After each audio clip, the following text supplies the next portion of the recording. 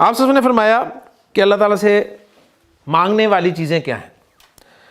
آپ نے فرمایا کہ اللہم انی اسألک علما نافعا، اے اللہ میں تجھ سے سوال کرتا ہوں نفع دینے والے علم کا۔ علم جتنے مرضی آپ بڑے عالم بن جائیں، اگر وہ نفع نہیں دے رہا آپ کو بھی یا دوسروں کو بھی، تو ٹھیک ہے عالم ہوں گے آپ۔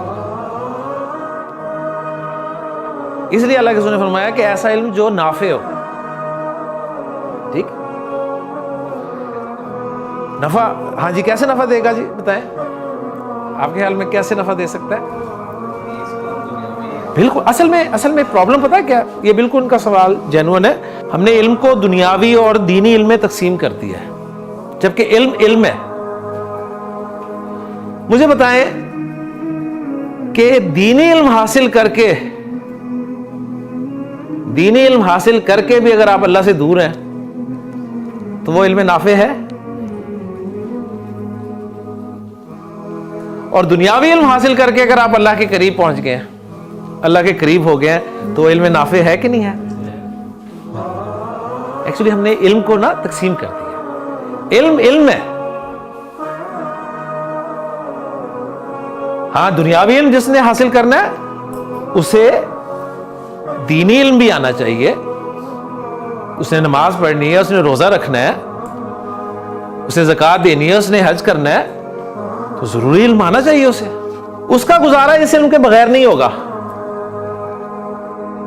ہاں ادھر والا جو ہوگا دینی علم حاصل کرنے والا، اس کا گزارا ہو سکتا ہے دنیاوی علم کے بغیر بھی، ہو سکتا ہے، کیونکہ دنیاوی علم عام طور پہ کس لیے حاصل کرتے ہیں ہم؟ رزق کے لیے نا، اور رزق وہ ہے، رزق ایسی چیز ہے جس کی ذمہ داری اللہ نے لی ہوئی ہے، لہٰذا ہمیں پریشانی اس چیز کی ہوتی ہے جس کی ذمہ داری اللہ نے لی ہوئی ہے، اور جس کی ذمہ داری اللہ نے نہیں لی ہوئی یعنی ہدایت، اس کی ہمیں پریشانی نہیں۔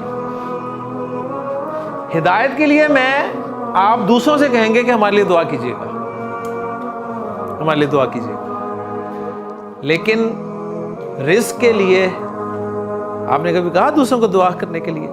یعنی اس سینس میں تو کہیں گے آپ، لیکن کبھی یہ کہیں گے کہ یار دعا کرنا میں صبح آفس چلا جاؤں،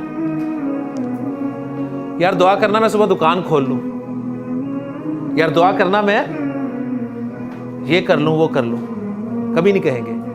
ہاں ہدایت کا معاملہ آئے گا تو آپ فوراً دوسرے کو کہیں گے کہ میرے لیے دعا کرنا ہے یار۔ تو جس کی ذمہ داری اللہ نے لی ہوئی ہے اس کے لیے ہم پریشان ہیں، اور جس کے لیے اللہ نے کہا ہے کہ میں اسے ہی دوں گا جو اس کی کوشش کرے گا، اس کے لیے ہم بے خوف ہیں، بے فکر ہیں۔ تو ایسا علم جو نفع دینے والا ہو، ایسا عمل جو مقبول ہو، جو قبول کیا گیا ہو، اللہ تعالیٰ قبول فرما لے۔ جتنا مرضی بڑا عمل کر لیں آپ، اگر اللہ نے قبول نہ کیا، اس پہ ایک چھوٹی سی بات جو ہے سن لیں۔ ایک بزرگ ایک دکان پہ گئے، کوئی چیز خریدی اور دکاندار کو ایک سکہ دیا، پرانے وقت کی بات ہے۔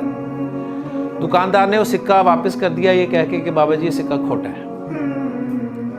جب بزرگ نے یہ بات سنی تو فوراً گرے یا بے ہوش ہو گئے۔ ایک نوجوان پاس کھڑا تھا، اس نے پانی شانی پلا کے انہیں ہوش میں لانے کے بعد سے پوچھا بابا جی ایک سکے کی وجہ سے آپ بے ہوش ہو گئے؟ انہوں نے جو بات کی نا وہ سننے والی تھی۔ کہنے لگے کہ بیٹا یہ سکہ میں نے بڑا سنبھال کے رکھا تھا کہ جب ضرورت پڑے گی میں اسے استعمال کروں گا۔ آج جب یہ پرکھنے والے کے پاس آیا تو اس نے کہہ دیا یہ تو کھوٹا ہے، میرے پلے تو کچھ بھی نہیں رہا۔ آپ کا بڑے سے بڑا عمل جب پرکھنے والے کے پاس گیا اور اس نے اگر کہہ دیا کہ تو کھوٹے ہیں، کچھ پلے رہے گا آپ کے؟